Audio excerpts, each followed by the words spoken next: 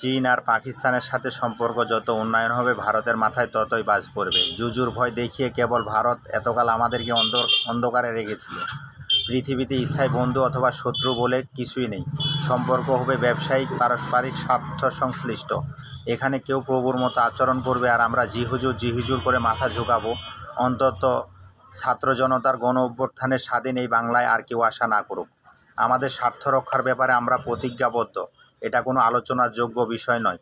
দিল্লির মসনদ এটা মনে না করুক যে অতীত তার সেবা দাসীর মতো যেভাবে সে নিজ স্বার্থ জলাঞ্জলি দিয়ে তাদের সেবা করে গিয়েছিল, ভবিষ্যতে এই ধারা অব্যাহত থাকবে। নিউ জেনারেশনের বাংলাদেশে কেউ এটা মনে না করুক দিল্লির ইশারায় ক্ষমতার পালাবদল হবে, অথবা কারোর সমর্থনে কেউ ক্ষমতার মসনদে আরোহী হবে।